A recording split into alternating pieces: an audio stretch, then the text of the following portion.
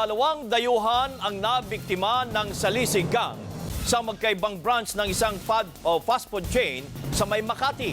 Nakunan pa po ng CCTV ang modus operandi ng grupo. Exclusive, nagpapatrol si Maan Macapagal. Napasugod sa Makati Police ang mag-asawang Salma at mister na Pakistani na si Salim Khan. Reklamo nila, kumakain sila sa isang branch ng fast food sa Makati nang biglang naglaho ang dalang laptop bag. Sa CCTV video ng fast food, nakaupo si Khan at dalawang kasama niya. Inilagay ni Khan sa bakanting upuan sa kanan niya ang laptop bag. Dumating ang mga kasamahan ng mga sospek na tila hinarangan ang mga kasama. Isang lalaki naman ang umupo sa kabilang table. Maya-maya umupo na rin ang isang babae sa likuran ng biktima. Hinila na pala ng babae ang bag at ipinasa sa kasamang lalaki. Saka sabay-sabay silang nagtayuan pero hiwa-hiwalay na lumabas.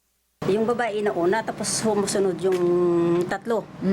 Tapos yung babae, tayo lang, ganyan lang siya, parang baliwala. Ganon, binigay sa lalaki. Tapos yung lalaki, ganon siya, lumabas siya. I've been visiting your country for a very long time.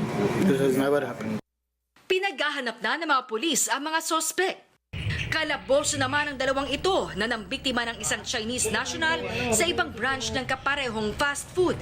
Nakatawag pansin siya ng ilang tao at sa pagtulong-tulong ng tao at ganoon na rin sa mabilis na responde ng ating pulis. Ayon sa mga sospek, 4 silang magkagrupo at mga babae ang kadalasang nananalisi. Pinakausap lang po yung tapos kapag nalingon siya, yun na. Kami po harang-harang lang po. Kunyari hindi nga kami magkakasama. Payo ng mga otoridad, ingatan ng mga dala at laging maging alisto kahit pa abala. Maan Macapagal, ABS-CBN News.